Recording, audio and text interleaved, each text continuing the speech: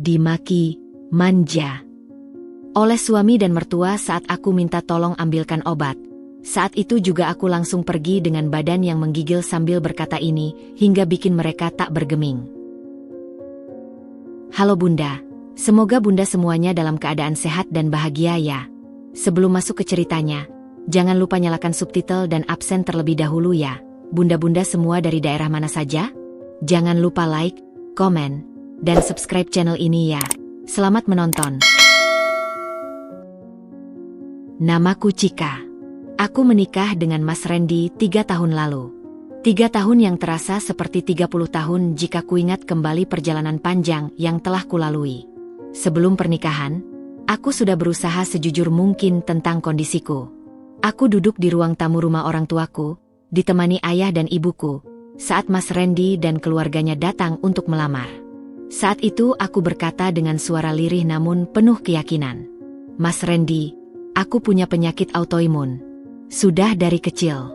Aku tidak bisa memastikan kapan kambuhnya, tapi aku bisa memastikan bahwa suatu hari nanti pasti akan kambuh. Mas siap? Mas Randy saat itu tersenyum.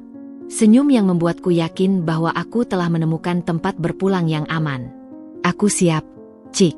Aku siap menerima kekuranganmu. Sakit atau sehat, aku akan di sampingmu. Mama mertuaku, Bu Dewi, juga mengangguk dengan senyum yang kukira tulus. Anak-anak sekarang punya penyakit macam-macam ya, Nak. Tapi nggak apa-apa, yang penting saling jaga. Nanti kalau sakit, bilang sama ibu. Ibu juga bisa jagain. Aku percaya. Aku benar-benar percaya. Tapi pernikahan ternyata bukan sekadar janji manis di atas pelaminan. Bukan sekadar akad yang disaksikan penghulu dan keluarga. Pernikahan adalah pengujian harian yang tak pernah terduga datangnya. Dan pengujian terberat bagiku adalah saat penyakitku yang tak pernah diundang itu datang tanpa permisi, lalu disambut bukan dengan kelembutan, tapi dengan kecurigaan dan hujatan halus yang perlahan-lahan meruntuhkan mentalku. Pagi ini, aku terbangun dengan firasat buruk. Sejak semalam, tubuhku sudah terasa aneh. Ada sensasi kesemutan yang menjalar dari ujung jari kaki hingga ke tulang belakang. Aku sudah berusaha mengabaikannya, berusaha tidur lebih awal, berharap pagi hari akan membawa kesembuhan. Tapi ternyata harapanku sia-sia. Pagi ini penyakitku kambuh lagi. Bukan kambuh biasa, ini yang terparah setahun terakhir. Aku sudah terbiasa dengan rasa sakit, sudah hafal dengan skala nyeri yang biasanya kurasakan. Tapi kali ini berbeda. Tulang-tulangku serasa diremas-remas oleh tangan raksasa yang tak terlihat. Setiap sendi di tubuhku berteriak kesakitan. Kepalaku berdenyut hebat seperti ada palu yang terus memukul dari dalam. Dan tubuhku menggigil hebat meskipun suhu ruangan hanya 24 derajat. Aku mencoba membuka mata, tapi kelopak mataku terasa sangat berat. Aku mencoba menggerakkan jari-jariku, tapi mereka kaku dan mati rasa. Aku seperti terperangkap dalam tubuh yang tidak mau menuruti perintahku sendiri. Di sampingku, Mas Randy sedang asyik scrolling ponsel sambil tiduran. Layar ponselnya menyala terang, menerangi wajahnya yang tampak santai. Kadang dia tertawa kecil melihat sesuatu. Kadang dia membalas pesan dengan jari-jari yang lincah bergerak. Dia tidak menyadari bahwa di sampingnya, istrinya sedang berjuang melawan rasa sakit yang luar biasa. Aku mengumpulkan sisa tenagaku. Kuarahkan seluruh fokusku untuk menggerakkan tangan kananku. Perlahan, sentimeter demi sentimeter, aku meraih lengan Mas Randy. Jari-jariku yang kaku akhirnya menyentuh lengannya. Dia sedikit terkejut, menoleh padaku dengan alis terangkat. Mas, suaraku keluar parau, nyaris tak terdengar. Tenggorokanku terasa kering seperti gurun pasir. Kamu kenapa? Tanyanya santai, matanya masih sesekali melirik layar ponsel. Kambuh, Mas. Parah banget, ucapku terbata. Aku harus mengeluarkan tenaga ekstra hanya untuk merangkai kalimat itu.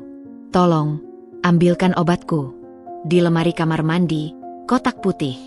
Yang ada tulisan merah. Aku sudah hafal betul obat-obatanku. Setelah sekian tahun bergulat dengan penyakit ini, aku tahu persis mana yang harus diminum saat gejala ringan, mana yang harus diminum saat gejala berat. Pagi ini, aku butuh obat untuk gejala berat. Aku butuh kortikosteroid dosis tinggi untuk meredakan peradangan yang menyerang sistem saraf tepiku. Mas Randy baru hendak bangun. Dia menggusir kantuk dari wajahnya dan mulai menggeser tubuhnya ke tepi tempat tidur.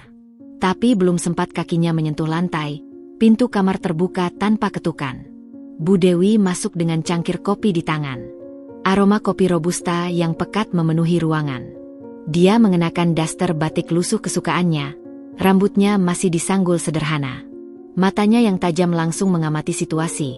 Mas Randy hendak bangun, dan aku terbaring lemah di tempat tidur. "Ada apa, Nak?" tanya Bu Dewi pada putranya. "Cika sakit, Ma. Mau ambilin obatnya?" Bu Dewi meletakkan cangkirnya dengan sengaja keras di atas meja rias hingga kopinya tumpah sedikit, membasahi taplak putih kesukaanku. Dia tidak menggubris tumpahan itu. Matanya beralih padaku dengan sorot yang sudah terlalu kukenal. Sorot sinis yang dingin, sorot yang membuat bulu kuduku merinding meskipun sedang demam. "Sakit lagi? Minggu lalu sakit, minggu ini sakit lagi?" Suaranya meninggi, sengaja agar jelas terdengar. "Cika, kamu tuh kayaknya sengaja ya manja-manja sama suami. Mas Randy itu suami kamu, bukan perawat pribadi. Dia capek seharian kerja, masa disuruh-suruh ambil obat melulu?" Aku mencoba menjelaskan, tapi suaraku hanya keluar parau seperti angin yang keluar dari celah-celah pintu. "Bu, ini penyakit autoimun. Sudah dari dulu. Dokter sudah bilang." "Ah, autoimun. Potong Bu Dewi dengan nada meremehkan yang begitu kental. "Zaman ibu dulu nggak ada istilah autoimun. Semua orang tetap sehat-sehat aja. Ibu dulu ngidam anak pertama, tetap kerja nyuci, masak, bersih-bersih rumah. Sampai mau melahirkan pun ibu masih ngepel lantai. Kamu cuma sakit dikit langsung minta dilayani. Gitu aja nggak kuat. Gimana mau jadi istri yang syolehah?" Kata-kata itu seperti cambuk yang menyayat kulitku. Aku sudah mendengar kalimat serupa berkali-kali dalam 3 tahun terakhir. Tapi setiap kali mendengarnya, rasa sakitnya tak pernah berkurang. Bahkan seiring waktu, luka itu semakin dalam, semakin menganga, semakin sulit disembuhkan. Aku menatap Mas Randy. Aku menatap suamiku dengan mata yang mulai berkaca-kaca. Aku berharap dia akan membelaku. Aku berharap dia akan berkata, "Ma, Cika memang sakit. Dokter sudah bilang." Aku berharap dia akan menjadi perisai di antara aku dan kata-kata tajam ibunya. Tapi Mas Randy hanya diam. Dia menatapku, lalu menatap ibunya, lalu menghela napas panjang seperti seseorang yang sedang dihadapkan pada dua pilihan yang sama-sama merepotkan. Dan seperti biasa, pilihannya selalu jatuh pada satu sisi. "Iya, Cik," katanya akhirnya dengan nada setengah kesal. "Kamu tuh manja banget sih. Obat di lemari kan dekat, cuma beberapa langkah. Masa nggak bisa ambil sendiri? Mas juga baru bangun, masih ngantuk. Entar aja ambilnya kalau Mas sudah segar." Aku terdiam. Dunia serasa berhenti berputar untuk sesaat. Rasanya seperti ada sesuatu yang patah di dalam dadaku. Bukan jantung, tapi sesuatu yang lebih rapuh. Sesuatu yang selama ini kujaga mati-matian agar tetap utuh. Harapan. Harapan bahwa aku dicintai dengan utuh, dengan segala sakit yang kubawa. Harapan bahwa di rumah ini, aku tidak sendirian. Ternyata harapan adalah hal yang paling menyakitkan ketika ia runtuh.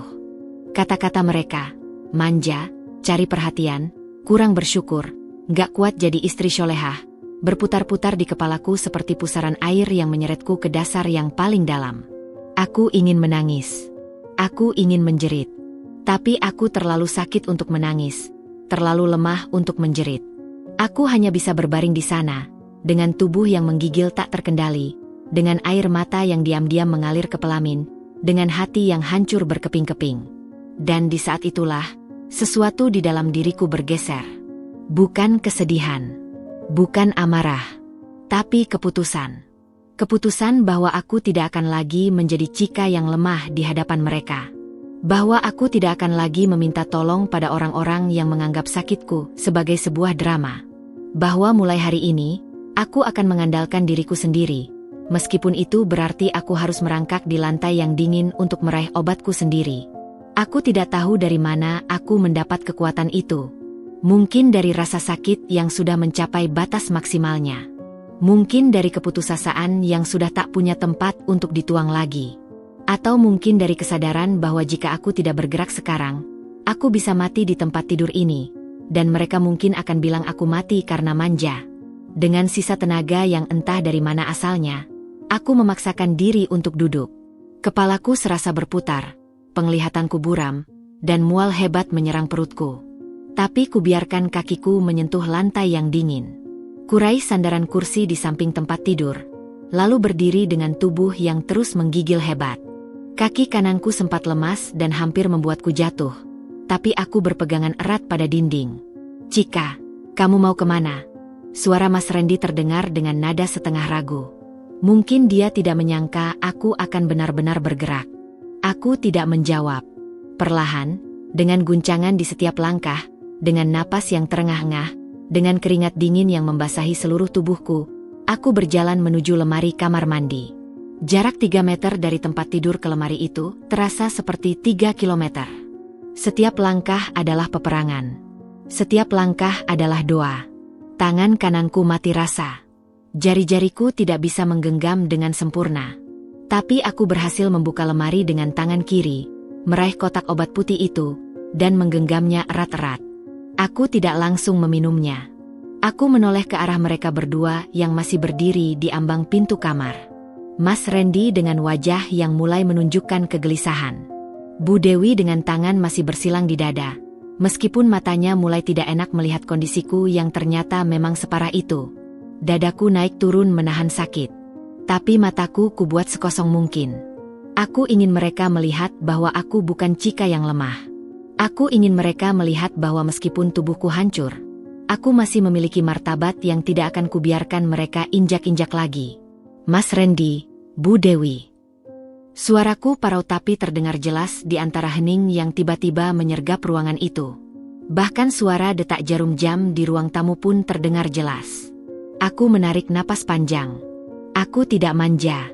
Penyakit ini sudah didiagnosis dokter. Ada riwayat medisnya. Ada hasil laboratoriumnya, ada resep obatnya. Semuanya ada.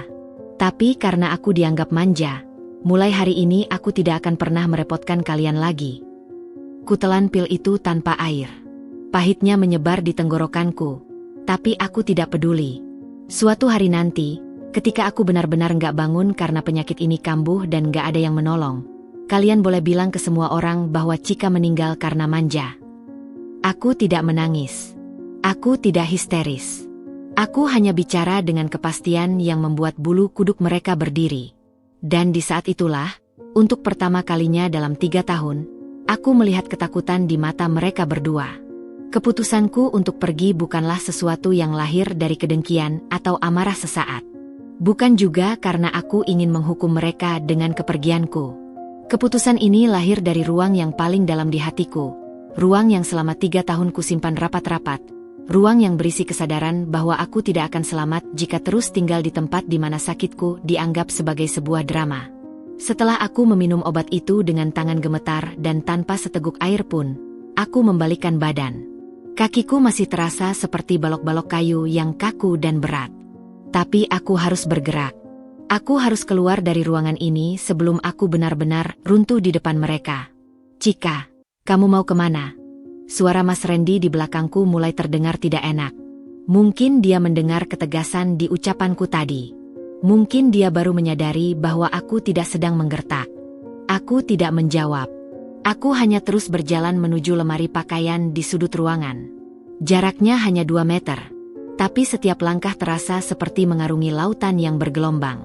Kepalaku berputar, pandanganku buram, dan rasa mual yang tadi sempat reda kini kembali menyerang dengan lebih ganas. Tangan kananku yang mati rasa kugunakan untuk berpegangan pada dinding. Tangan kiriku menggenggam erat kotak obat itu. Aku tidak akan melepaskannya. Obat itu adalah satu-satunya yang bisa menolongku sekarang. Bukan suamiku. Bukan mertuaku. Hanya obat kecil berwarna putih itu. "Cika." Mas Randy memanggil lagi, nadanya meninggi. Aku masih tidak menjawab. Aku membuka lemari pakaian dengan tangan yang gemetar hebat. Mataku menyapu isi lemari, mencari tas kecil yang biasa kubawa saat pergi ke dokter dulu. Tas berwarna krem dengan tali panjang. Di dalamnya biasanya sudah kusiapkan pakaian ganti dan beberapa perlengkapan darurat. Persiapanku sejak lama untuk keadaan seperti ini, meskipun aku tidak pernah menyangka akan benar-benar menggunakannya. Cika, kamu dengar enggak? Mas ngomong sama kamu. Suara Mas Randy sekarang terdengar lebih dekat. Aku mendengar langkah kakinya mendekat. Bu Dewi yang sejak tadi berdiri di ambang pintu dengan tangan bersilang, kini mulai menunjukkan ekspresi berbeda. Matanya yang sedari tadi sinis mulai berubah menjadi gelisah. Mungkin dia tidak menduga bahwa kata-katanya akan berdampak sejauh ini. Mungkin selama ini dia terbiasa melihatku diam, menurut, dan tidak pernah melawan. Hari ini, aku menunjukkan sisi yang berbeda. Cika, kamu jangan aneh-aneh. Bu Dewi ikut bersuara, tapi nadanya tidak lagi setajam tadi. Ada nada ragu yang menyelinap di antara kata-katanya. Ibu cuma ngasih tahu kamu aja. Jangan manja. Gak usah bawa perasaan segala.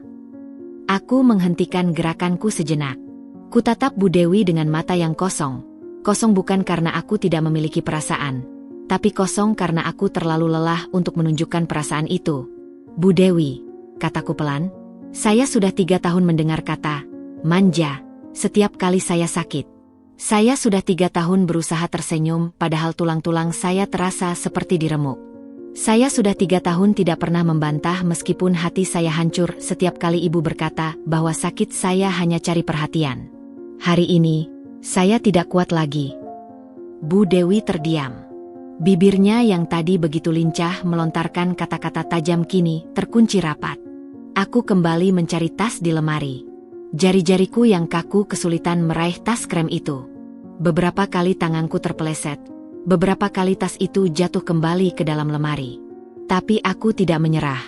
Pada percobaan kelima, akhirnya berhasil kuraih tas itu. Cika, cukup. Mas Randy meraih lenganku. Sentuhannya membuatku tersentak. Bukan karena sakit, meskipun lenganku juga sakit, tapi karena sentuhan itu terasa asing. 3 tahun menikah, dan sentuhan suamiku sendiri terasa asing bagiku saat ini. Lepas, Mas, kataku datar. Enggak, kamu enggak boleh pergi. Kamu lagi sakit. Lihat dirimu, badanmu menggigil. Kamu pucat sekali. Kamu enggak mungkin pergi sendiri dalam kondisi begini. Aku tertawa kecil. Tawa yang pahit. Tawa yang membuat Mas Randy melepaskan genggamannya secara refleks. Sekarang Mas bilang aku tidak boleh pergi karena aku sakit? Tadi Mas bilang aku manja karena minta tolong ambilkan obat. Sekarang Mas sendiri yang bilang aku sakit parah. Jadi, mana yang benar, Mas? Apakah aku sakit atau aku manja? Mas Randy tergagap. Cika, maafin Mas. Mas nggak tahu kamu sesakit ini. Mas tidak tahu karena Mas tidak pernah mau tahu, potongku cepat. Suaraku masih parau, tapi setiap kata keluar dengan jelas dan tegas. Setiap kali aku bilang sakit, Mas selalu bilang, kamu tuh manja banget sih. Setiap kali aku minta tolong, Mas selalu bilang, masa nggak bisa sendiri. Mas tidak pernah sekalipun bertanya, Cika, sakitmu di mana? Seberapa parah? Butuh apa?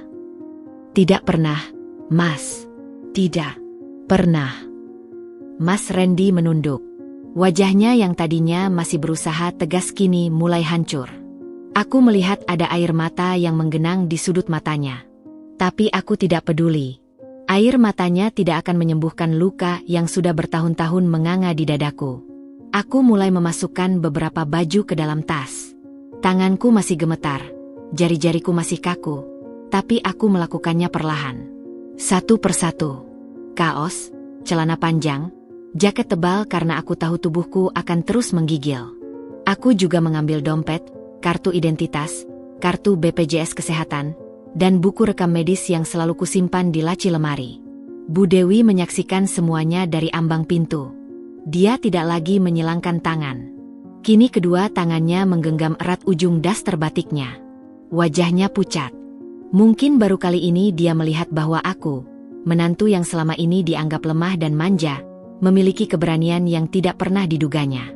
Nak Cika, panggilnya dengan suara yang sudah tidak lagi tajam. Bahkan ada getar di sana. Ibu minta kamu jangan pergi. Ibu, Ibu minta maaf. Aku berhenti melipat.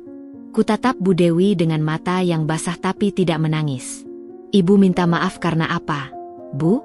Karena ibu sudah 3 tahun berturut-turut mengatakan sakit saya hanya alasan untuk manja? Atau karena ibu baru sadar bahwa saya benar-benar sakit setelah melihat saya hampir jatuh di depan mata ibu? Bu Dewi tidak bisa menjawab. Saya tidak marah, Bu. Lanjutku pelan. Saya hanya lelah. Lelah berusaha membuktikan bahwa sakit ini nyata. Lelah memohon pertolongan pada orang-orang yang seharusnya menjadi tempatku berlindung. Saya butuh istirahat. Saya butuh berada di tempat di mana saya tidak perlu membela diri setiap kali sakit menyerang. Aku menutup resleting tas. Kugantungkan tas itu di bahu kiriku karena tangan kananku masih mati rasa. Lalu aku melangkah menuju pintu kamar. Mas Randy menghalangi jalanku. Tubuhnya yang besar berdiri tegak di depan pintu. Matanya merah, bibirnya bergetar. Cika, jangan. Mas mohon. Mas janji Mas akan berubah. Mas janji Mas gak akan pernah bilang kamu manja lagi. Mas akan jagain kamu. Mas akan temani kamu ke dokter. Mas akan. Cukup, Mas, potongku lembut. Mas sudah berapa kali berjanji? Setiap kali setelah Mas bilang aku manja, Mas selalu minta maaf dan berjanji tidak akan mengulanginya. Tapi keesokan harinya, ketika Mama berkata hal yang sama, Mas diam lagi. Mas ikut-ikutan lagi. Janji Mas tidak pernah lebih dari 2 hari. Mas Randy terdiam. Aku tahu dia tidak bisa membantah karena itu adalah kebenaran yang tidak bisa dipungkiri. Sekarang, Mas, kataku menatap matanya, bolehkah aku lewat? Atau Mas ingin aku pingsan di sini dan kalian harus mengantar saya ke UGD dengan perasaan bersalah? Sama saja, Mas. Sama-sama merepotkan. Bedanya, jika saya pergi sekarang, setidaknya saya pergi dengan sisa martabat yang masih tersisa. Mas Randy menunduk. Perlahan, dia menepi. Aku melangkah melewatinya. Ketika melewati Bu Dewi yang masih berdiri di ambang pintu, aku berhenti sejenak. Bu Dewi, kataku pelan, saya berdoa semoga ibu tidak pernah merasakan sakit seperti yang saya rasakan. Karena jika ibu merasakannya, ibu akan tahu bahwa sakit ini bukanlah sesuatu yang bisa dijadikan bahan ejekan. Aku melangkah keluar dari kamar itu. Kakiku masih menggigil, tubuhku masih gemetar, kepalaku masih berputar. Tapi aku terus melangkah. Melalui lorong rumah yang terasa begitu panjang. Melalui ruang tamu di mana foto pernikahanku dengan Mas Randy masih terpajang indah di dinding. Melalui pintu utama yang selama 3 tahun menjadi pintu masukku ke rumah yang kukira akan menjadi surga kecilku. Di belakangku, aku mendengar suara Mas Randy yang mulai terisak. Aku mendengar suara Bu Dewi yang memanggil-manggil namaku dengan nada panik yang belum pernah kudengar sebelumnya. Aku mendengar langkah kaki mereka yang berusaha menyusul. Tapi aku tidak menoleh. Aku terus melangkah keluar rumah, menuju halaman depan yang pagi itu diselimuti kabut tipis. Udara dingin menyambutku, menambah gigil di tubuhku, tapi setidaknya udara ini jujur. Ia dingin tanpa berpura-pura hangat. Aku mengeluarkan ponsel dari saku celanaku. Jari-jariku yang masih kaku berusaha menekan layar. Aku membuka aplikasi taksi online. Butuh beberapa kali percobaan karena tanganku terus gemetar. Tapi akhirnya pesananku terkonfirmasi. Taksi akan datang dalam 7 menit. Aku berdiri di teras rumah itu, menggigil, memegang tas krem di bahu kiriku dan kotak obat di tangan kananku. Di dalam rumah, aku masih mendengar suara Mas Randy yang berteriak memanggil namaku. Tapi aku tidak masuk. 7 menit terasa seperti 7 jam. Tapi akhirnya, sebuah mobil silver berhenti di depan pagar. Sopirnya menoleh padaku dengan ekspresi khawatir melihat kondisiku yang pucat dan menggigil. "Mbak, tujuan kemana?" tanyanya. Aku membuka pintu mobil dengan susah payah. Aku masuk dan duduk di kursi penumpang belakang. Tubuhku lemas. Baru saat itulah aku membiarkan diriku menghela napas panjang. "Rumah sakit Permata Medika, Pak," jawabku lirih. "Bukan ke rumah orang tuaku. Karena aku sadar, aku butuh pertolongan medis, bukan sekadar tempat berlindung. Autoimunku sedang menyerang sistem saraf tepiku. Jika aku tidak segera mendapat penanganan, Aku bisa kehilangan kesadaran dalam hitungan jam. Mobil mulai bergerak. Dari kaca spion, aku melihat Mas Randy berlari keluar rumah, menerobos pagar, berteriak memanggil namaku. Bu Dewi menyusul di belakangnya dengan wajah pucat pasi. Aku memejamkan mata. Kukencangkan genggamanku pada kotak obat di tangan. Selamat tinggal, rumah yang dulu kuharap menjadi surga. Di dalam mobil yang hangat, akhirnya aku membiarkan air mataku jatuh. Bukan karena sakit fisik yang luar biasa itu. Bukan karena tubuhku yang menggigil tak terkendali. Tapi karena aku menangisi diriku sendiri, wanita yang harus meninggalkan rumahnya dalam keadaan sekarat, sendirian, dengan hanya bermodalkan obat di tangan dan harapan di hati bahwa Tuhan masih memberiku kesempatan untuk hidup. Perjalanan menuju rumah sakit Permata Medika memakan waktu sekitar 20 menit. 20 menit yang terasa seperti perjalanan paling panjang dalam hidupku.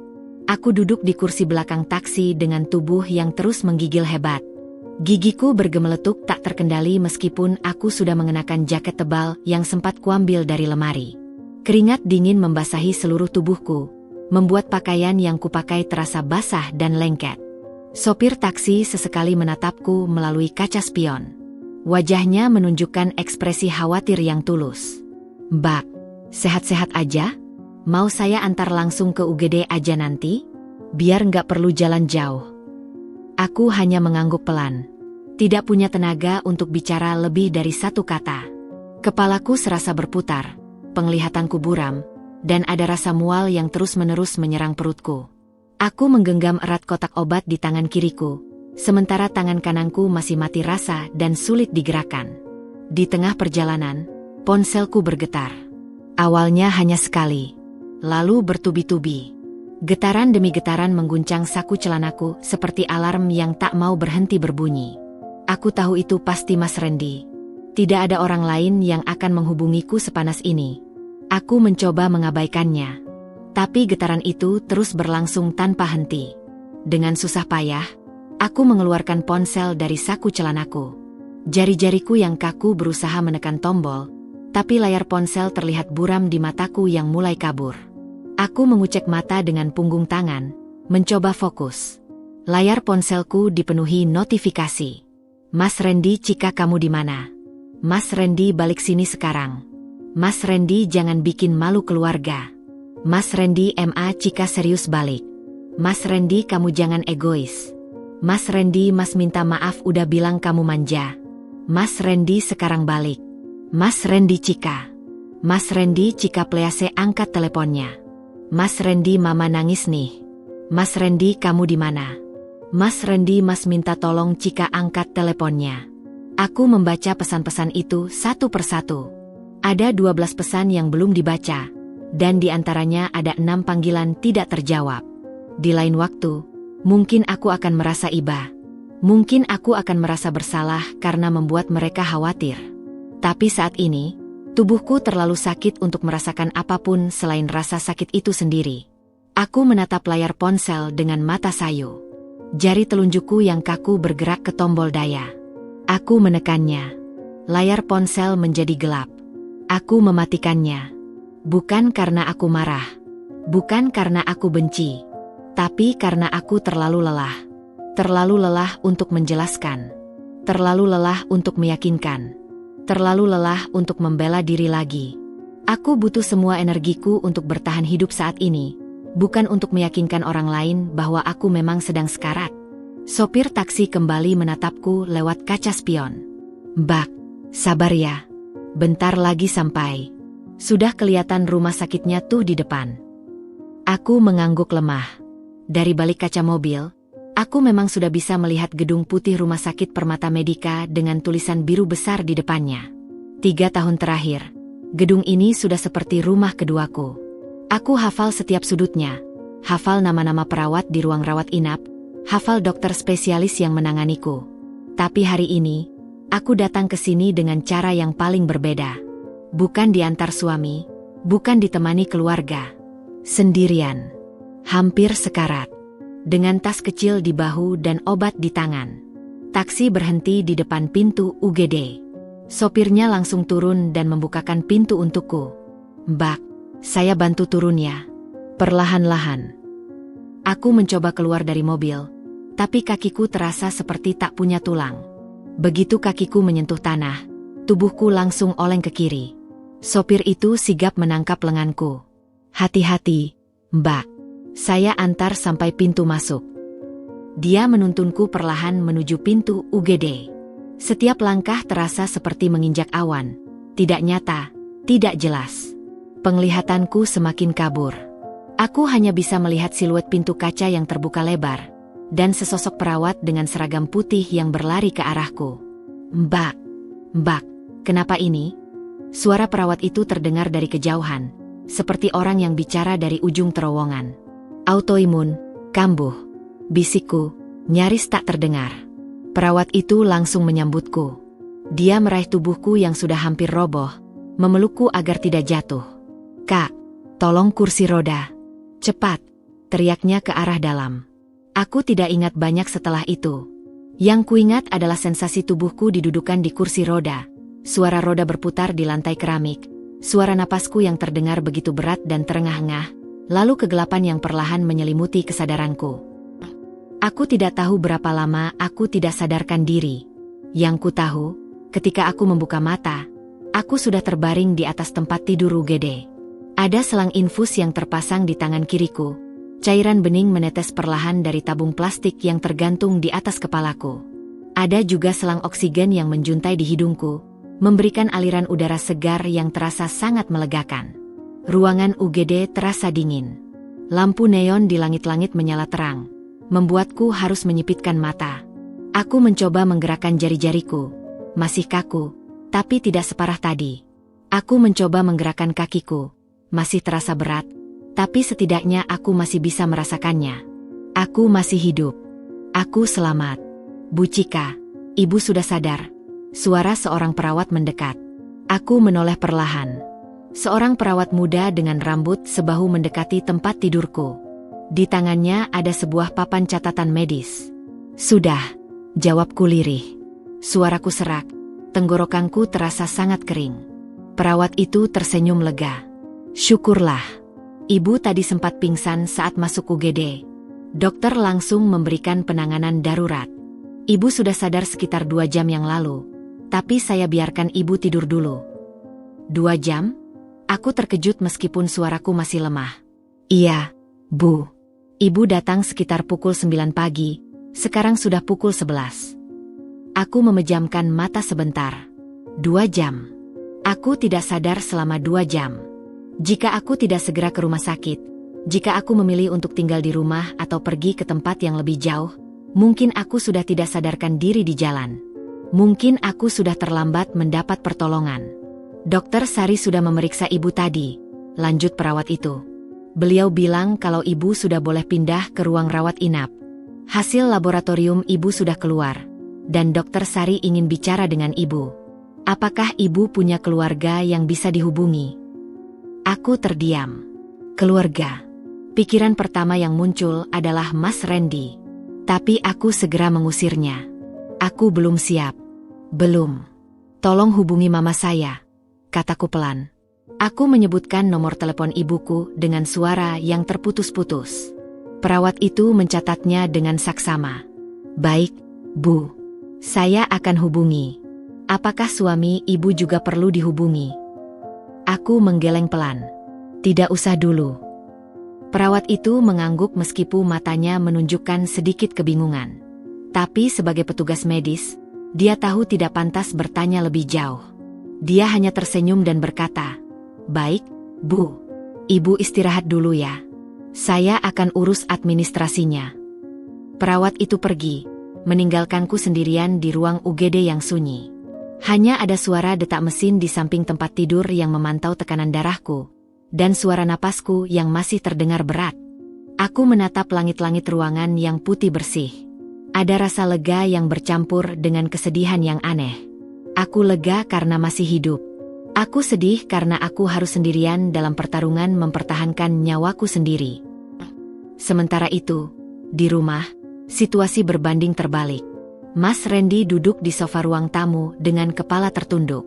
Ponselnya masih tergenggam di tangan, tapi sudah tidak lagi bergetar karena panggilannya tidak dijawab. Setelah 20 kali mencoba menghubungi nomor Chika dan hanya mendengar suara operator yang mengatakan bahwa ponsel yang dituju sedang mati, akhirnya dia menyerah. Bu Dewi duduk di kursi sebelahnya, tidak lagi dengan tangan bersilang di dada seperti tadi pagi. Kini kedua tangannya menggenggam erat sapu tangan yang sudah basah oleh air matanya.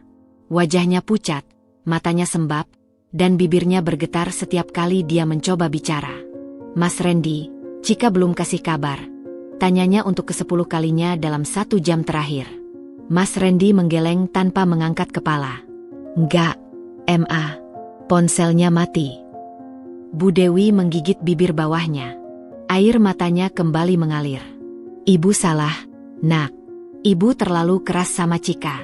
Ibu kira dia cuma manja.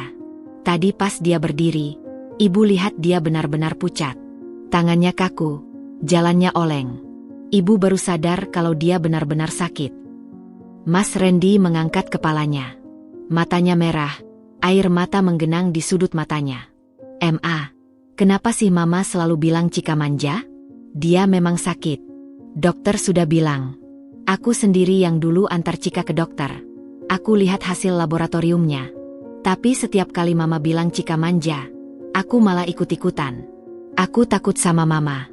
Aku takut Mama marah kalau aku membela Chika." Bu Dewi tersentak. Wajahnya berubah pucat mendengar pengakuan putranya. Kamu takut sama Mama? Jadi selama ini kamu diam karena takut sama Mama?" Mas Randy menunduk lagi. Air matanya akhirnya jatuh. "Iya, Ma.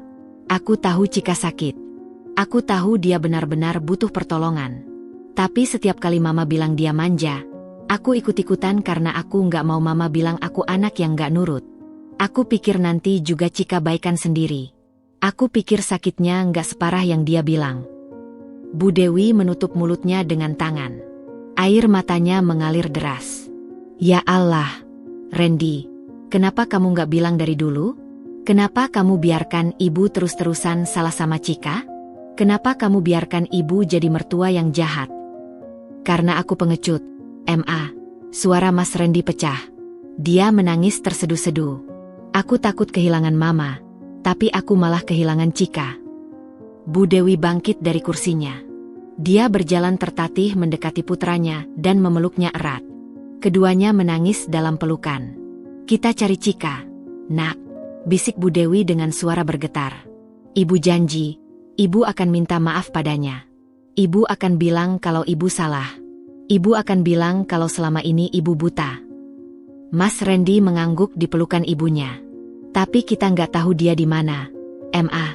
Ponselnya mati. Kita nggak tahu kemana dia pergi." Bu Dewi melepaskan pelukannya. Matanya yang sembab menatap putranya dengan tekad yang baru muncul.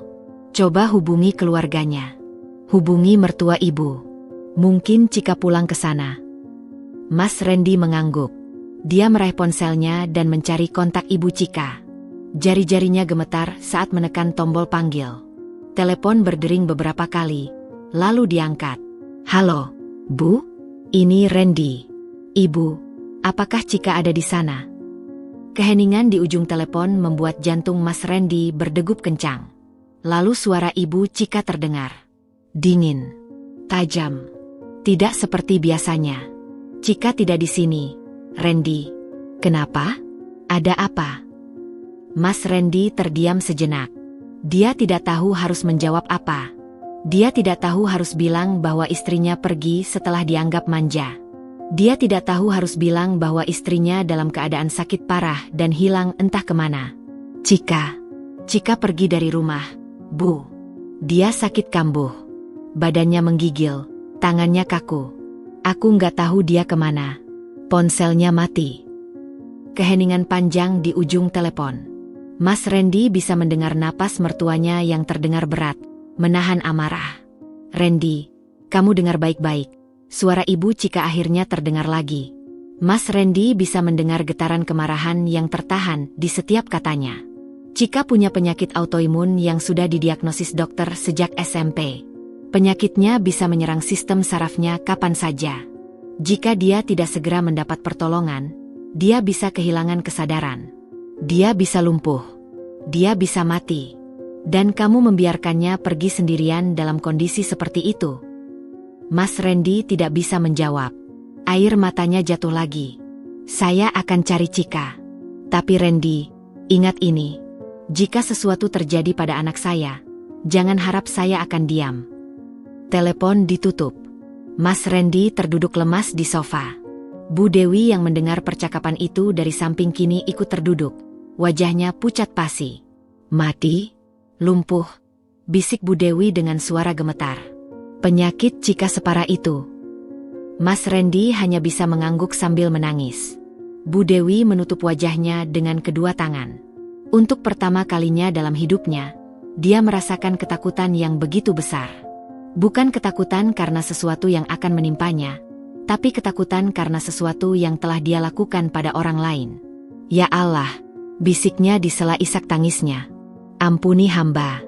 Hamba telah menyakiti menantu hamba sendiri. Hamba telah menganggap sakitnya sebagai kebohongan. Ya Allah, lindungi Chika. Jangan ambil nyawanya karena dosa-dosa hamba."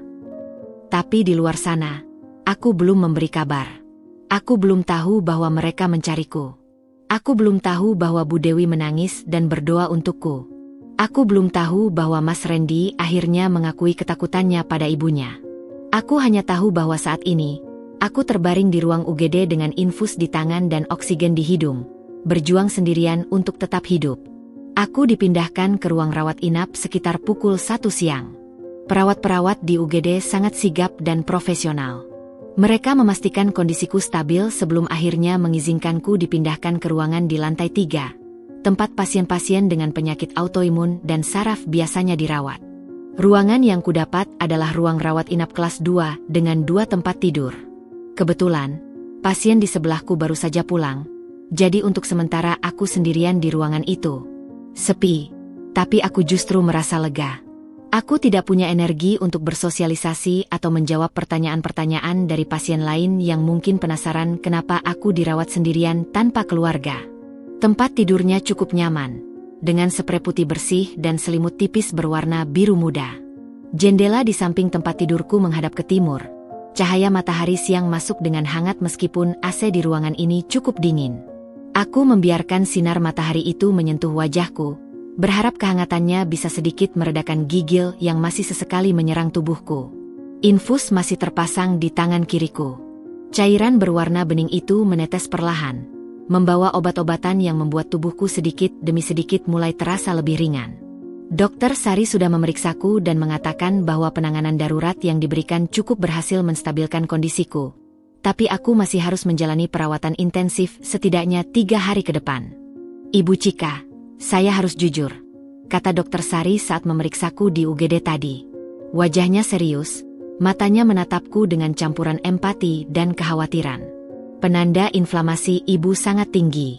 Hasil laboratorium menunjukkan bahwa sistem imun ibu sedang menyerang saraf tepi dengan cukup agresif. Jika ibu terlambat datang 1 jam lagi, ibu bisa mengalami kelumpuhan sementara pada tangan dan kaki.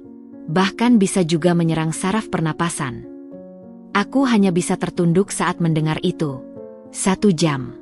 Hanya 1 jam lagi aku bisa kehilangan kemampuan untuk bergerak, bahkan mungkin untuk bernapas. Dan saat itu, aku masih sibuk berdebat dengan suami dan mertua tentang apakah sakitku nyata atau hanya manja. "Suami ibu di mana?" tanya Dokter Sari saat itu, dengan nada yang hati-hati. Aku menggeleng pelan. "Tidak tahu." Dokter Sari terdiam sejenak. Dia seorang wanita profesional yang sudah cukup lama berkecimpung di dunia medis. Aku yakin dia sudah sering melihat pasien-pasien yang datang sendirian dengan berbagai latar belakang yang pilu. Tapi untuk beberapa saat, aku melihat ada sesuatu di matanya. Mungkin iba, mungkin simpati, atau mungkin juga kekaguman karena aku masih bisa bertahan. "Ibu sangat kuat," katanya akhirnya. "Tapi ibu tidak perlu selalu kuat sendirian. Nanti saya minta perawat membantu menghubungi keluarga ibu. Ibu perlu pendamping selama perawatan." Aku mengangguk, tapi tidak mengatakan siapa yang harus dihubungi. Perawat yang menanganiku kemudian menemukan kontak ibuku dari ponselku yang sempat mereka buka untuk keperluan administrasi. Mereka menghubungi ibuku, dan ibuku langsung berjanji akan segera datang. Sekarang, sekitar 1 jam setelah aku dipindahkan ke ruang rawat inap, aku masih menunggu kedatangan ibuku. Mataku kadang terpejam, kadang terbuka, bergantian antara kesadaran dan kantuk karena efek obat. Tubuhku masih terasa lemas, tapi setidaknya rasa sakit yang luar biasa itu sudah mulai mereda. Gigil di tubuhku juga sudah berkurang, meskipun sesekali masih mengguncang tubuhku tanpa permisi. Aku sedang setengah tertidur ketika pintu ruangan terbuka perlahan. Aku membuka mataku dan melihat sosok yang sangat kukenal. Ibuku. Rambutnya yang sudah mulai beruban tampak sedikit berantakan, seolah dia terburu-buru saat keluar rumah. Matanya yang biasanya tenang kini merah dan sembab. Begitu melihatku terbaring lemah dengan infus di tangan dan selang oksigen di hidung, dia langsung terisak. "Cika." Suaranya parau, nyaris tak terdengar. Dia berjalan mendekat dengan langkah terburu-buru lalu langsung memelukku dengan hati-hati, takut mengganggu selang-selang yang terpasang di tubuhku.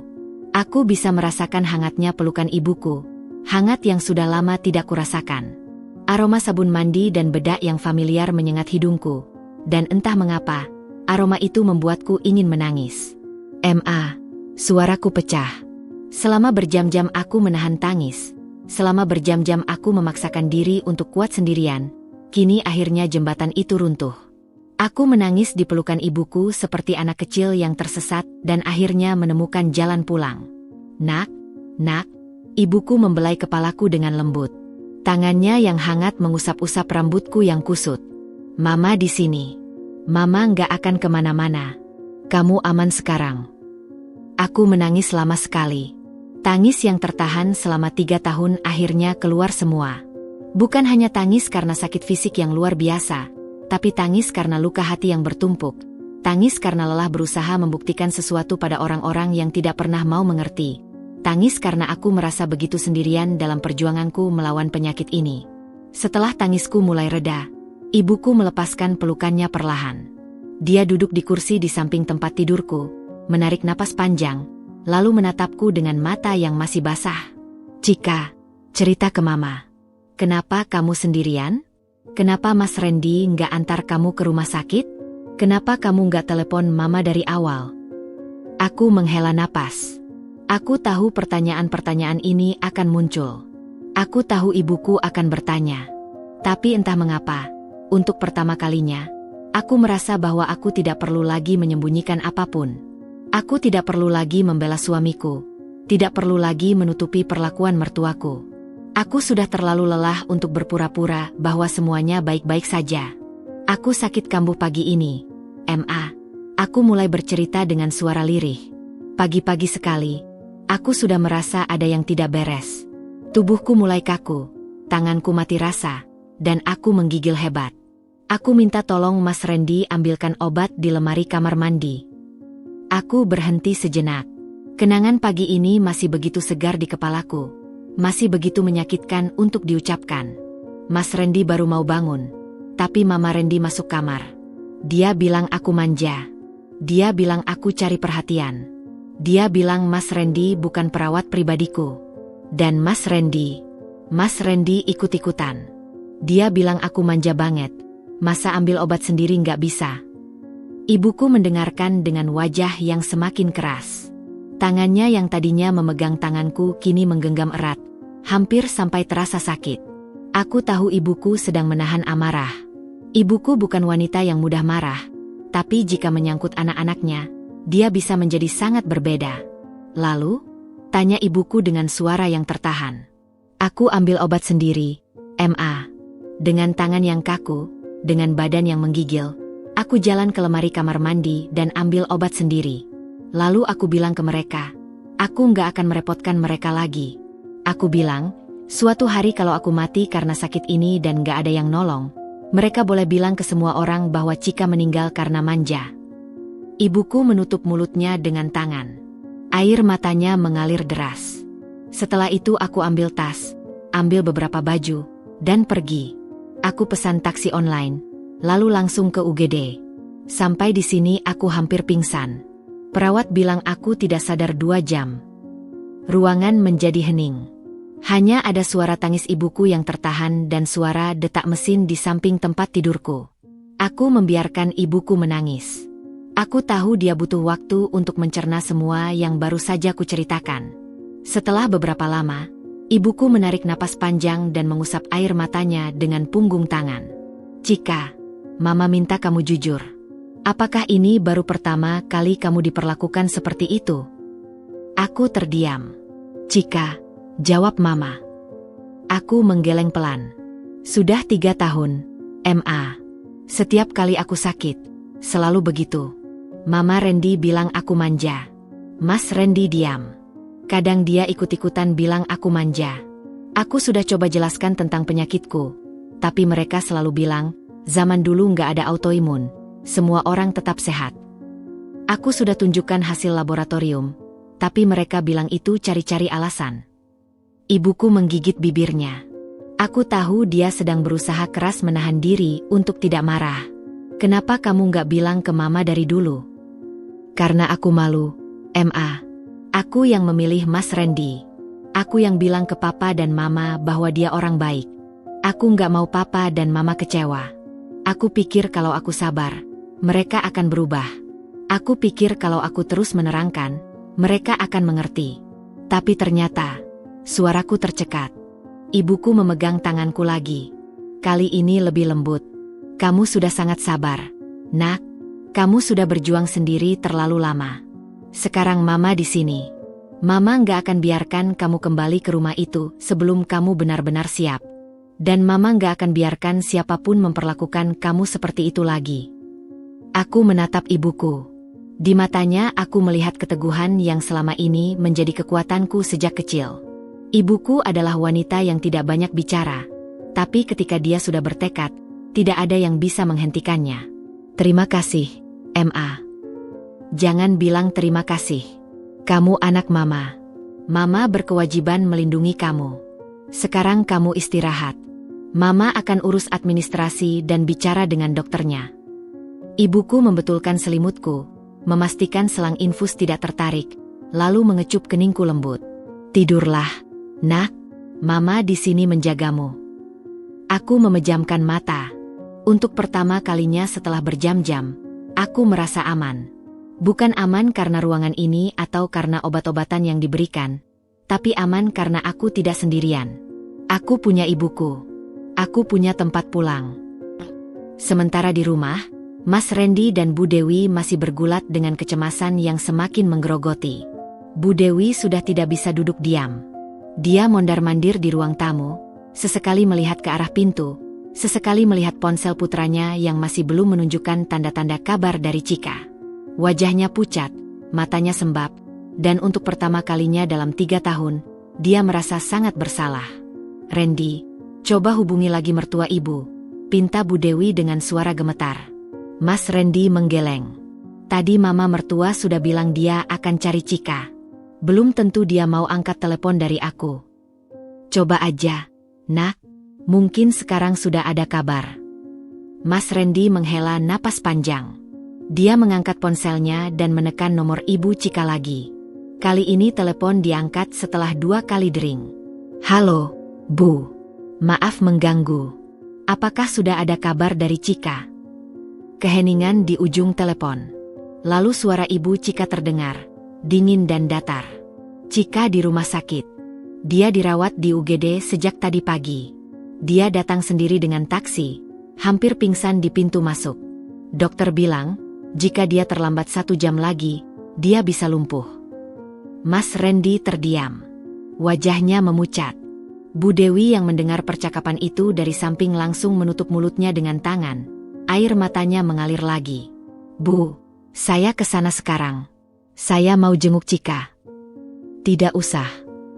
Jawaban itu singkat, tegas, dan membuat Mas Randy terdiam. Cika bilang dia tidak mau merepotkan suami dan mertuanya yang menganggap sakitnya hanya manja-manjaan. Dia juga bilang dia tidak mau bertemu siapapun dari keluarga suaminya sampai dia benar-benar pulih. Bu, saya minta maaf. Saya tahu saya salah. Tapi tolong, saya ingin lihat Cika. Saya ingin pastikan dia baik-baik saja. Kamu ingin pastikan dia baik-baik saja? Suara Ibu Cika meninggi sedikit. Kamu seharusnya memastikan dia baik-baik saja dari tadi pagi, Randy. Bukan setelah dia hampir mati.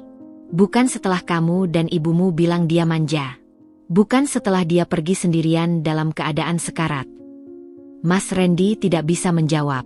Air matanya jatuh lagi. Cika butuh istirahat. Dia butuh tenang. Dia butuh lingkungan yang mendukung kesembuhannya, bukan orang-orang yang akan membuat stresnya bertambah. Jadi saya minta, jangan datang dulu. Saya akan hubungi kalau Cika sudah siap bertemu. Telepon ditutup. Mas Randy terduduk lemas di sofa. Ponselnya jatuh dari genggaman tangannya yang lemas. Bu Dewi yang melihat kondisi putranya langsung mendekat dan memeluknya. "Ma, Cika hampir lumpuh," bisik Mas Randy dengan suara pecah. "Dia sendirian, Ma. Dia pergi sendirian dalam keadaan sekarat. Dia hampir mati. Dan kita di rumah, duduk enak, sambil bilang dia manja." Bu Dewi tidak bisa berkata-kata. Dia hanya bisa memeluk putranya sambil menangis. "Ibu jahat, Randy," isak Bu Dewi. "Ibu terlalu jahat sama Cika. Ibu kira dia cuma cari perhatian. Ibu kira autoimun itu cuma alasan. Ibu nggak tahu. Ibu nggak tahu sakitnya separah itu. Aku juga jahat, Ma. Aku tahu Cika sakit, tapi aku diam. Aku takut sama Mama. Aku takut kehilangan Mama, tapi aku malah kehilangan Cika. Aku suami yang gagal, Ma." Mereka berdua menangis dalam pelukan. Kecemasan yang menggerogoti hati mereka kini berubah menjadi penyesalan yang begitu dalam. Mereka tidak tahu harus berbuat apa selain menunggu dan berharap bahwa Cika akan baik-baik saja. Bu Dewi melepaskan pelukannya dan berjalan menuju kamar Cika dan Mas Randy. Dia membuka pintu kamar itu perlahan. Di dalam, semua masih seperti pagi tadi. Selimut masih acak-acakan di tempat tidur, bantal masih ada bekas kepala Cika, dan di lantai dekat lemari, Bu Dewi melihat tumpahan kopi yang tadi pagi dia tumpahkan dengan sengaja. Dia berlutut di lantai itu. Dia mengambil kain lap dan mulai membersihkan tumpahan kopinya sendiri. Setiap usapan kain itu terasa seperti mengusap dosa-dosanya. "Maafkan Ibu, Cika," bisiknya dengan suara bergetar. "Ibu nggak tahu. Ibu benar-benar nggak tahu." Dan untuk pertama kalinya dalam hidupnya, Bu Dewi merasakan kecemasan yang begitu dalam. Bukan kecemasan karena sesuatu yang akan menimpanya, tapi kecemasan karena takut kehilangan menantu yang selama ini dia anggap lemah dan manja. Kecemasan karena takut tidak bisa meminta maaf. Kecemasan karena takut semuanya sudah terlambat. Di kamar itu, Bu Dewi menangis lama sekali. Air matanya bercampur dengan kopi yang masih menggenang di lantai. Dan di kejauhan, di rumah sakit Permata Medika, aku masih terbaring lemah dengan ibuku di sampingku. Belum tahu bahwa penyesalan telah mulai menggerogoti mereka yang dulu menghakimiku. Hari kedua aku dirawat di rumah sakit. Kondisi tubuhku mulai menunjukkan perkembangan yang menggembirakan. Dokter Sari datang melakukan pemeriksaan pagi-pagi sekali, sekitar pukul 7. Dia memeriksa refleksku, mengetuk-ngetuk lutut dan sikuku dengan palu kecil karet, lalu memintaku menggerakkan jari-jari tangan dan kaki satu persatu. "Syukurlah, Bu Cika," kata Dokter Sari dengan senyum lega. "Refleks Ibu sudah mulai membaik. Tangan kanan yang kemarin mati rasa sekarang sudah bisa digerakkan meskipun belum sempurna. Ini perkembangan yang sangat baik. Ibu memang beruntung segera mendapat penanganan." Aku tersenyum tipis. "Terima kasih, Dok. Ibu tetap harus menjalani perawatan setidaknya 2 hari lagi.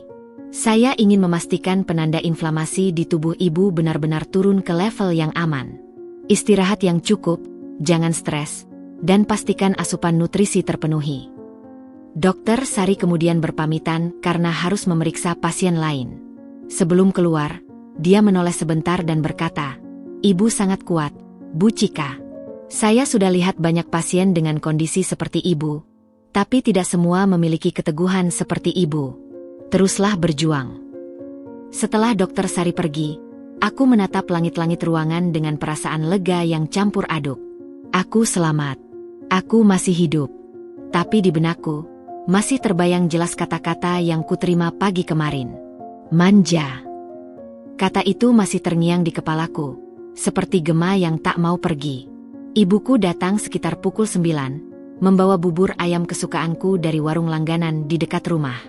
Dia juga membawa beberapa pakaian ganti dan perlengkapanku yang lain. Wajahnya tampak lebih segar hari ini, meskipun masih ada bayang-bayang kekhawatiran di matanya. "Sarapan dulu, Nak," kata dokter. "Asupan nutrisi harus cukup," katanya sambil membuka tempat makan. Aku duduk bersandar di tempat tidur, dibantu ibuku. Bubur ayam hangat itu terasa sangat nikmat di tenggorokanku yang masih kering. Setelah beberapa suapan, aku merasa tenagaku sedikit demi sedikit kembali. "Ma, Mas Randy sudah hubungi lagi?" tanyaku pelan. Ibuku menghela napas. "Iya, tadi pagi dia telepon lagi. Juga semalam. Dia minta izin mau jenguk. Tapi Mama bilang kamu belum siap." Aku mengangguk. "Terima kasih, Ma. Aku memang belum siap." "Mama mengerti, Nak. Kamu butuh waktu. Kamu butuh tenang. Mama nggak akan biarkan siapapun mengganggu masa pemulihan kamu." Aku kembali makan buburku dalam diam. Tapi di dalam hatiku, ada sesuatu yang bergolak. Bukan amarah, bukan benci. Hanya kelelahan yang mendalam. Kelelahan yang tidak akan hilang hanya dengan istirahat 1 atau 2 hari. Sekitar pukul 10, seorang perawat masuk ke ruanganku dengan ekspresi yang agak canggung. Dia membawa nampak berisi alat-alat untuk mengecek tekanan darahku. Tapi setelah selesai, dia masih berdiri di samping tempat tidurku seolah ada sesuatu yang ingin disampaikan. "Ada apa, Mbak?" tanyaku. Perawat itu tersenyum tipis. "Ibu Cika, saya mau kasih tahu. Ibu mertua ibu ternyata dirawat di lantai 3 juga. Di ruang 305, beberapa pintu dari sini." Aku terdiam. Ibuku yang sedang duduk di kursi juga langsung menoleh dengan ekspresi terkejut. "Ibu Dewi dirawat?" tanyaku, masih belum percaya. Perawat itu mengangguk. "Iya, Bu. Masuk UGD tadi malam sekitar jam 10. Demam tinggi, sendi-sendi kaku, dan hasil laboratorium menunjukkan penanda inflamasi yang sangat tinggi. Dokter mendiagnosisnya dengan autoimun, kemungkinan rheumatoid arthritis. Gejalanya mirip dengan yang ibu alami." Aku merasa ada sesuatu yang menusuk dadaku. Bukan sakit fisik, tapi rasa yang aneh, campuran antara kaget, ironi, dan entah apa. "Bu Dewi, mertuaku yang kemarin pagi dengan lantang mengatakan bahwa autoimun itu tidak ada, bahwa aku hanya manja, bahwa zaman dulu tidak ada penyakit seperti ini. Kini dia terbaring di rumah sakit yang sama, dengan penyakit yang sama. Dokter yang menangani siapa, Mbak?" tanyaku. "Dokter Sari juga, Bu. Beliau memang spesialis autoimun dan saraf di sini." Aku menghela napas panjang. Tuhan memang tidak pernah tidur. Tapi aku tidak bisa mengatakan bahwa ini adalah balasan atau karma. Aku hanya bisa mengatakan bahwa ini adalah ironi yang sangat pahit. Ibuku yang dari tadi diam akhirnya bersuara. "Cika, kamu mau jenguk?" Aku menatap ibuku. "Aku belum tahu, Ma. Aku bingung." "Kamu nggak wajib jenguk kalau belum siap," kata ibuku cepat. "Mama nggak akan memaksa kamu. Kamu yang sakit juga. Kamu butuh istirahat." Aku menggeleng pelan. "Bukan itu, Ma. Aku bingung karena aku nggak tahu harus merasa apa. Haruskah aku merasa senang karena dia merasakan sakit yang sama? Haruskah aku merasa kasihan karena dia menderita?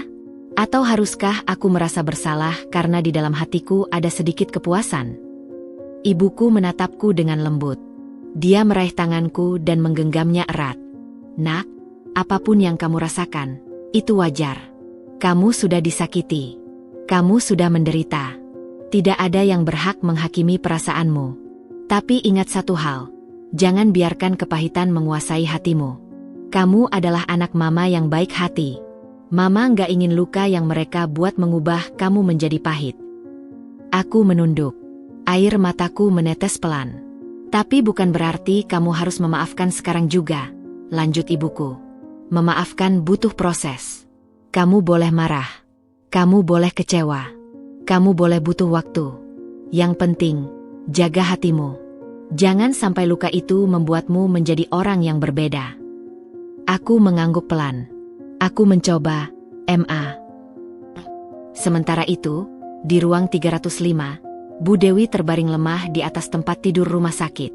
Wajahnya pucat, matanya cekung, dan tangannya, yang kemarin masih dengan lincah menyilang di dada saat menghakimi menantunya, kini kaku dan sulit digerakkan. Mas Randy duduk di kursi di samping tempat tidur ibunya.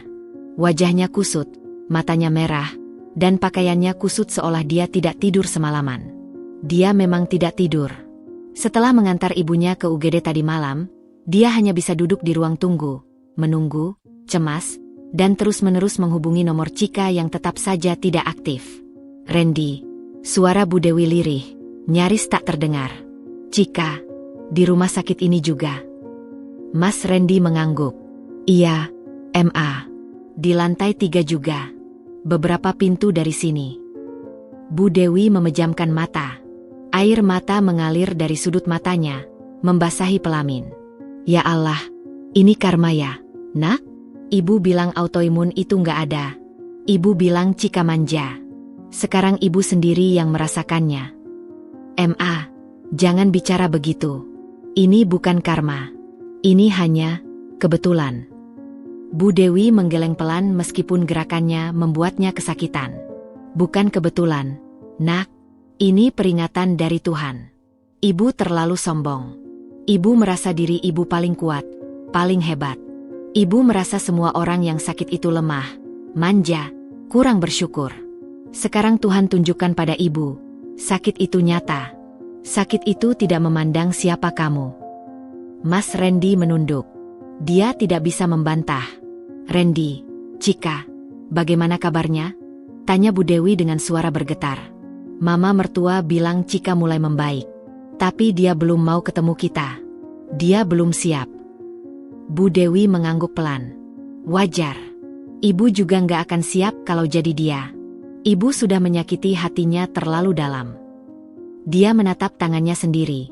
Jari-jari yang kemarin masih bisa menuding, kini kaku dan bengkak. Rasanya seperti ada jarum-jarum kecil yang menusuk setiap sendi.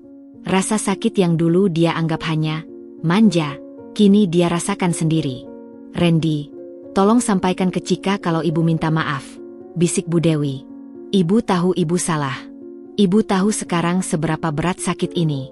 Ibu minta maaf karena sudah menganggap remeh perjuangannya selama ini. Nanti kalau Cika sudah siap, MA. Sekarang kita kasih dia waktu dulu. Bu Dewi hanya bisa mengangguk sambil menangis. Di kamar yang berbeda, di gedung yang sama, dua wanita dengan penyakit yang sama terbaring di atas tempat tidur rumah sakit. Yang satu masih bergulat dengan rasa sakit fisik dan luka hati. Yang satu lagi bergulat dengan penyesalan dan rasa bersalah yang baru pertama kali dirasakannya. Tuhan memang tidak pernah tidur. Dan terkadang, caranya mengajarkan sebuah pelajaran terasa sangat pahit. Hari ketiga di rumah sakit, tubuhku terasa jauh lebih baik. Tangan kananku yang kemarin masih kaku kini sudah bisa menggenggam benda-benda kecil. Meskipun kekuatannya belum sepenuhnya pulih. Kakiku juga sudah tidak terasa berat saat digerakkan. Dokter Sari mengatakan bahwa jika kondisiku terus membaik seperti ini, aku mungkin bisa pulang besok atau lusa. Tapi kabar tentang Bu Dewi terus menghantuiku. Setiap kali perawat masuk ke ruanganku, aku selalu ingin bertanya, tapi selalu kutahan. Aku tidak ingin terlihat terlalu peduli, bukan karena aku tidak peduli, tapi karena aku masih belum siap mengelola emosiku. Tapi hari ini, semuanya berubah ketika Mas Randy muncul di depan pintu ruang rawatku. Aku sedang duduk di tepi tempat tidur, mencoba menggerakkan jari-jari kakiku satu persatu seperti yang diajarkan dokter. Ibuku sedang ke kantin untuk membeli makan siang. Pintu ruangan terbuka perlahan, dan aku mendengar langkah kaki yang kukenali. Aku menoleh. Mas Randy berdiri di ambang pintu dengan wajah yang membuatku terkejut. Dia tidak seperti Mas Randy yang kukenal. Wajahnya pucat, matanya merah dan sembab, janggutnya dibiarkan tumbuh tanpa dicukur, dan pakaiannya, kemeja yang biasanya selalu rapi, kini terlihat kusut seperti dipakai 2 hari berturut-turut. Cika, suaranya parau, hampir seperti bisikan. Aku terdiam. Aku tidak menyangka dia akan muncul di sini. Aku pikir ibuku sudah bilang padanya bahwa aku belum siap bertemu. Mas Randy, kamu. Maaf, potongnya cepat. Air matanya mulai mengalir. Maafin Mas, Cik. Maafin Mas. Dia melangkah masuk, dan aku baru melihat bahwa dia membawa sesuatu. Buah-buahan dalam keranjang plastik, dan sekotak susu, merek kesukaanku yang selalu kubeli di minimarket dekat rumah. Aku tidak berkata apa-apa. Aku hanya menatapnya. Dia meletakkan bawaannya di meja samping tempat tidur, lalu tiba-tiba berlutut. Mas Randy, suamiku, pria yang selama ini selalu menjaga wibawanya di depanku, berlutut di lantai rumah sakit. Air matanya jatuh deras. Cika, Mas minta maaf. Mas tahu kata maaf nggak cukup.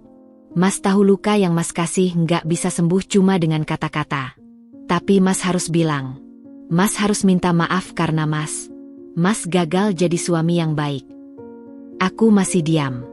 Tanganku menggenggam erat tepi sprei. Mas tahu kamu sakit.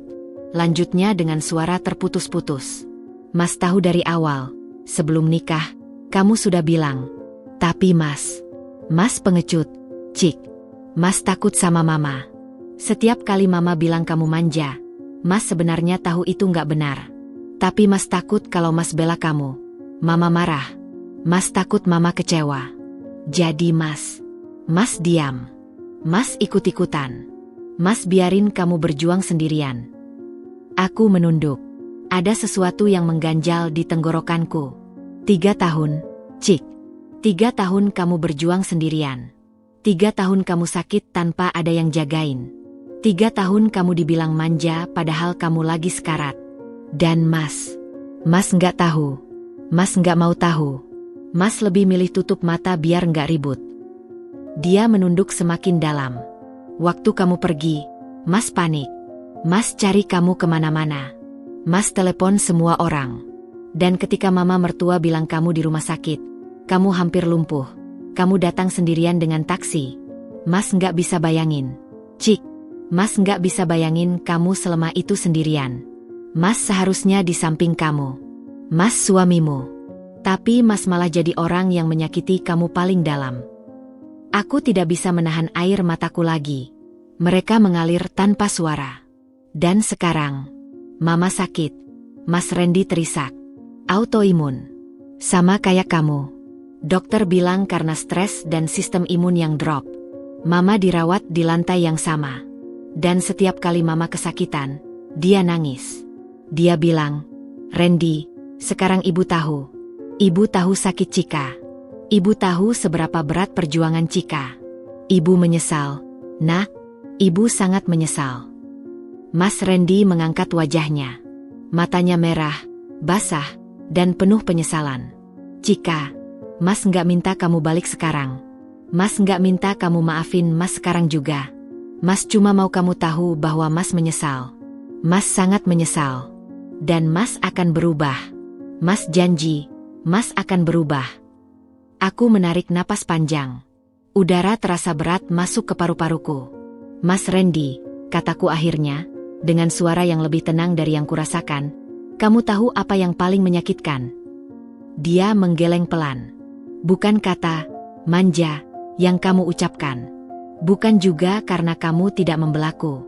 Yang paling menyakitkan adalah, kamu tahu aku sakit. Kamu tahu sejak awal. Tapi kamu memilih untuk tidak peduli. Kamu memilih untuk mempercayai kata-kata Mama daripada melihat istri sendiri berjuang mati-matian. Mas Randy menunduk lagi. Dan sekarang, kamu datang ke sini, berlutut, menangis, minta maaf. Apakah karena kamu benar-benar sadar? Atau karena Mama sakit dan baru sekarang kamu merasakan bagaimana rasanya memiliki orang yang sakit di rumah? Mas Randy terdiam. Lalu dia berkata lirih, mungkin dua-duanya. Cik, mungkin Mas baru sadar setelah melihat Mama kesakitan. Tapi bukan karena Mama sakit. Lalu Mas jadi sayang sama kamu.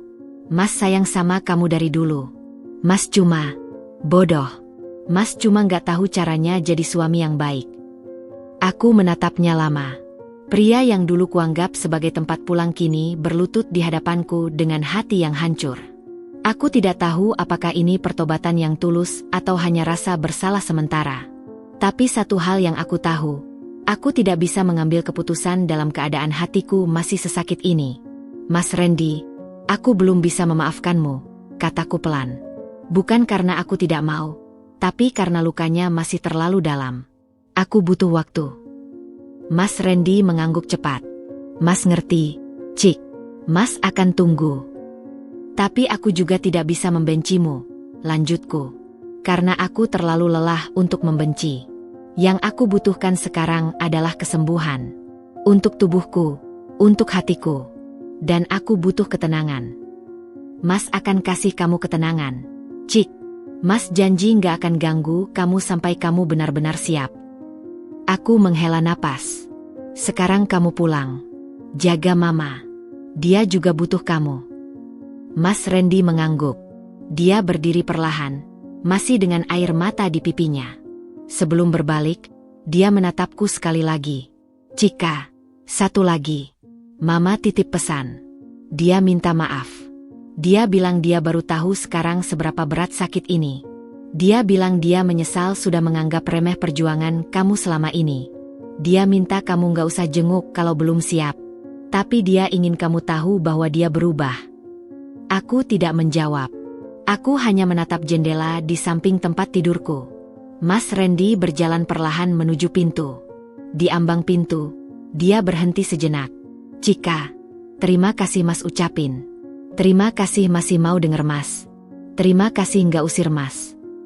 Dia keluar. Aku mendengar langkah kakinya menjauh. Dan setelah pintu tertutup, aku membiarkan diriku menangis. Bukan karena sedih. Bukan karena marah. Tapi karena lega. Lega karena akhirnya dia datang. Bukan untuk menyalahkanku, bukan untuk memintaku pulang, tapi untuk mengakui kesalahannya. Itu tidak serta-merta menyembuhkan lukaku, tapi setidaknya itu adalah awal. Ibuku masuk beberapa menit kemudian, membawa nasi bungkus.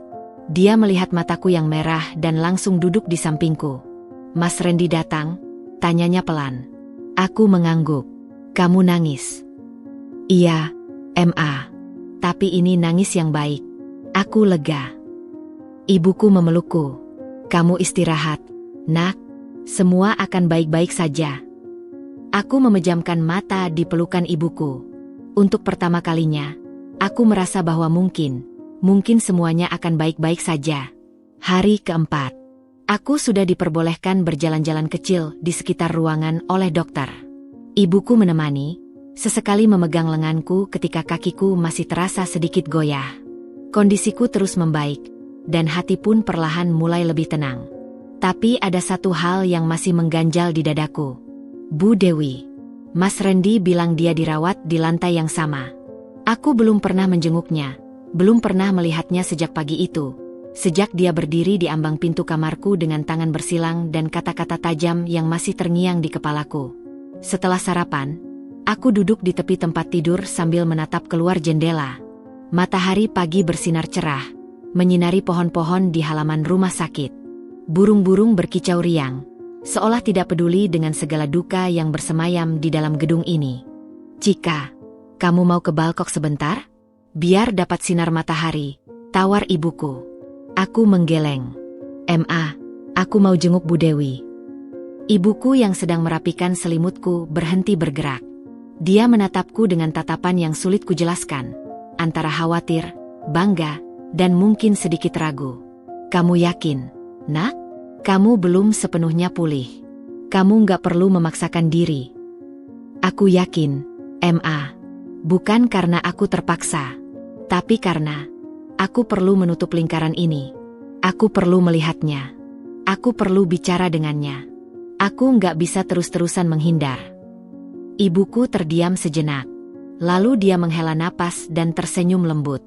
Baiklah, Mama antar kamu. Tapi kalau kamu merasa gak enak, kita langsung balik, ya. Aku mengangguk. Aku turun dari tempat tidur perlahan. Kakiku masih terasa sedikit lemas, tapi jauh lebih baik dibandingkan beberapa hari lalu. Ibuku memegang lenganku, dan kami berjalan keluar ruangan. Koridor rumah sakit lantai 3 cukup sepi di pagi hari.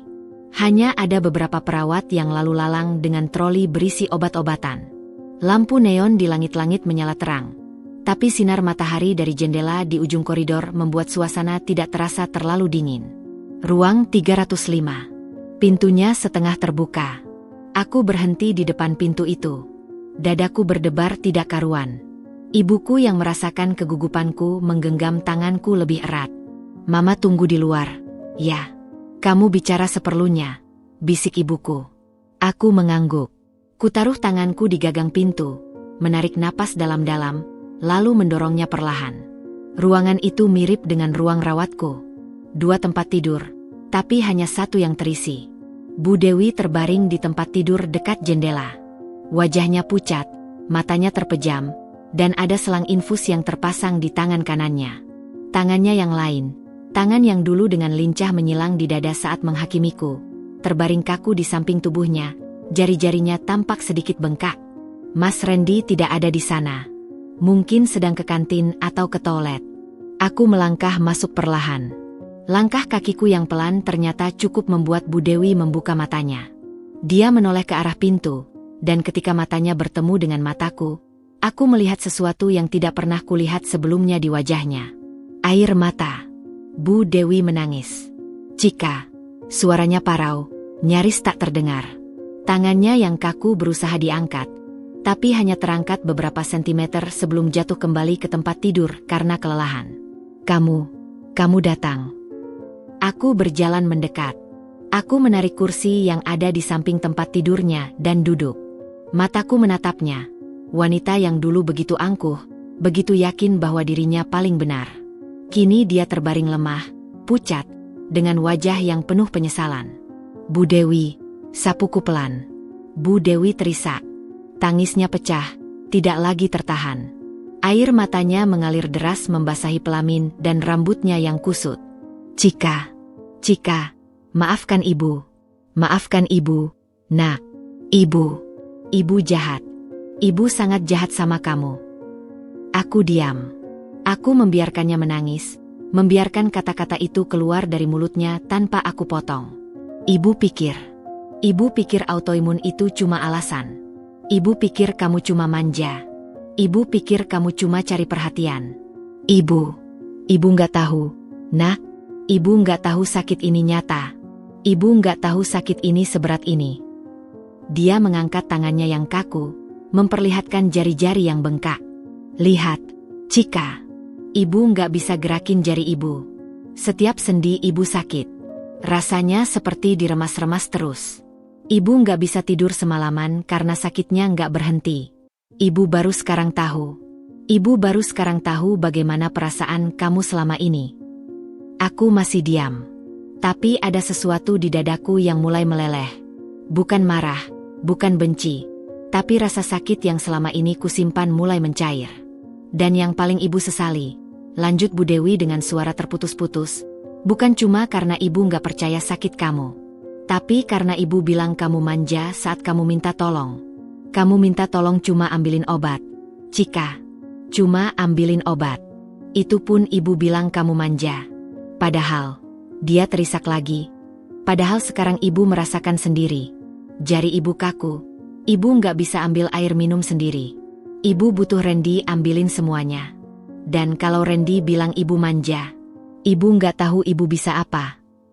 Bu Dewi menutup wajahnya dengan tangan kirinya yang masih bisa digerakkan sedikit. Tangisnya makin menjadi. "Ibu minta maaf, Cika. Ibu minta maaf sebesar-besarnya. Ibu nggak minta kamu maafin ibu sekarang.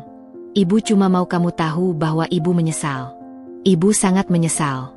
Dan ibu janji, kalau ibu sembuh, ibu akan jadi mertua yang baik. Ibu akan jagain kamu kalau kamu sakit. Ibu nggak akan pernah lagi bilang kamu manja." Aku menarik napas panjang. Mataku juga mulai basah.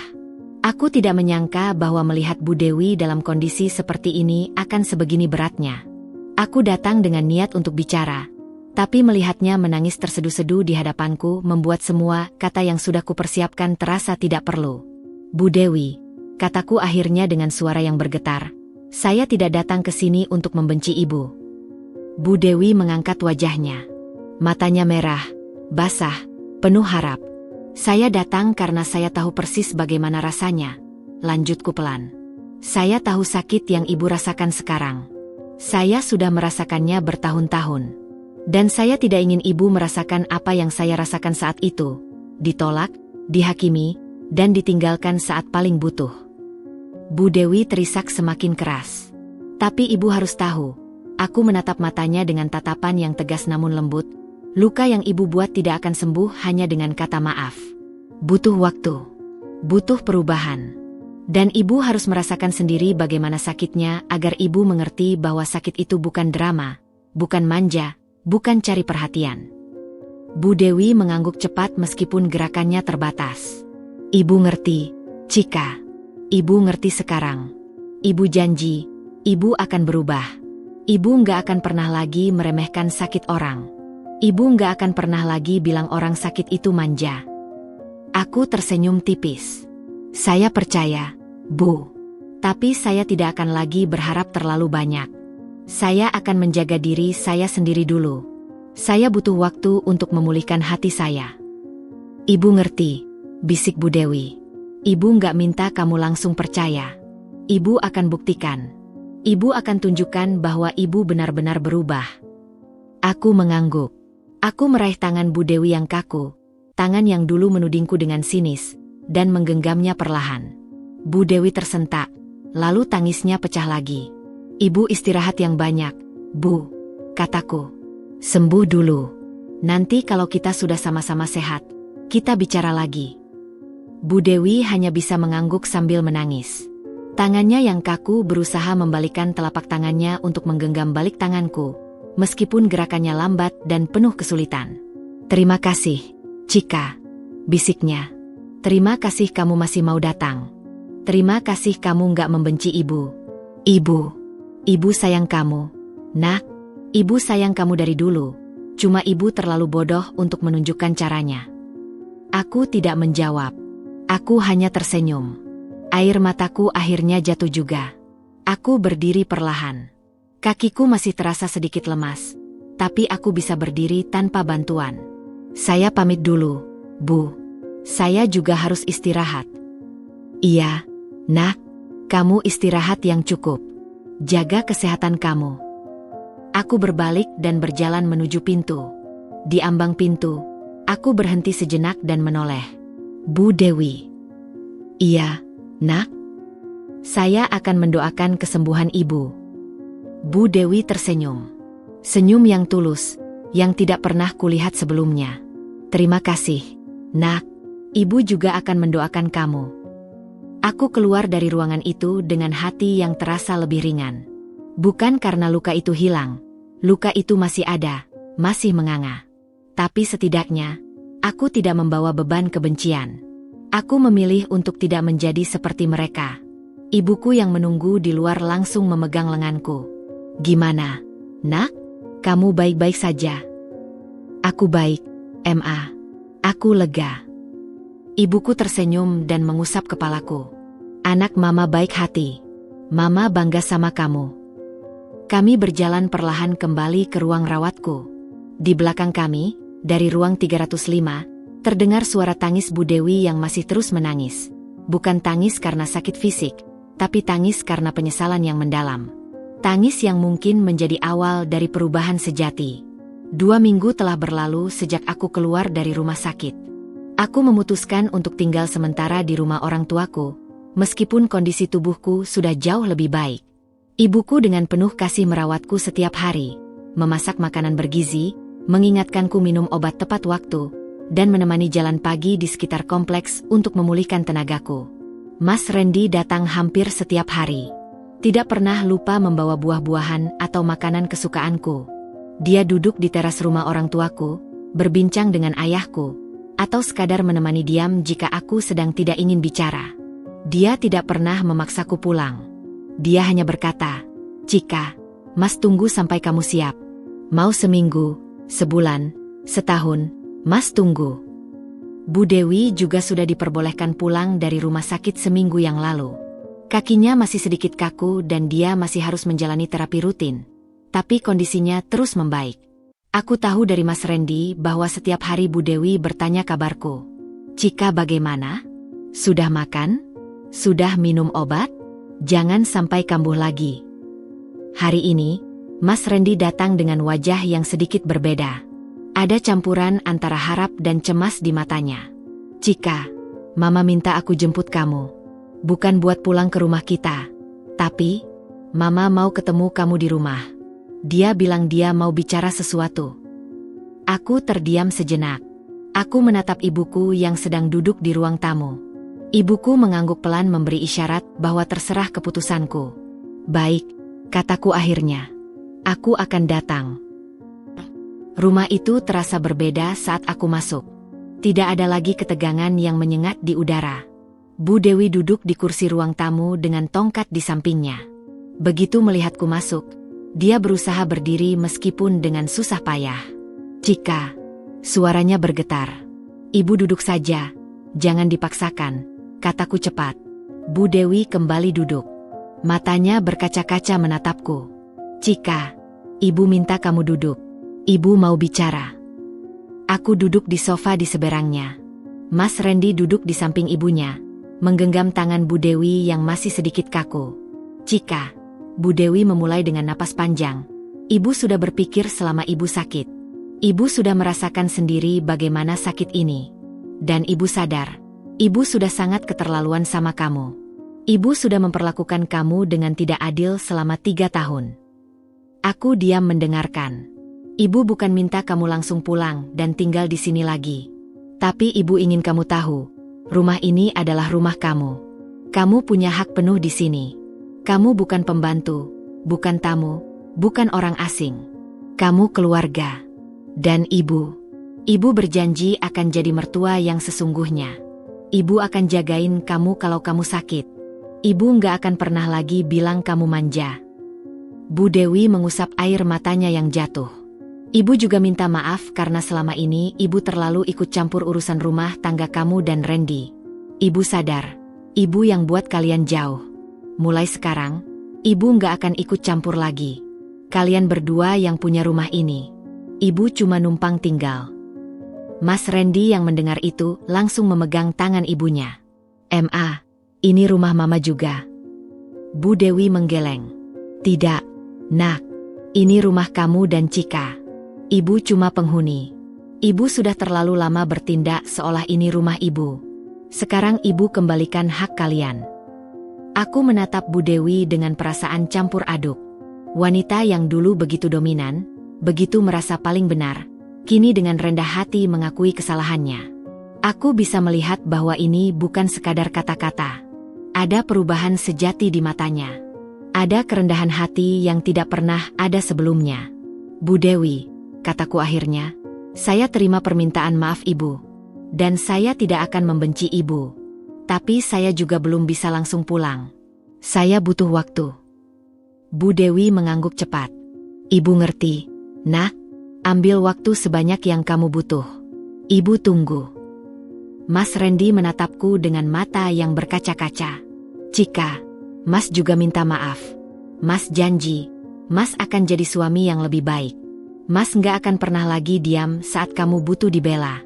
Mas nggak akan pernah lagi bilang kamu manja. Mas akan jagain kamu, nemenin kamu ke dokter, ambilin obat kamu kapanpun kamu butuh." Aku tersenyum tipis.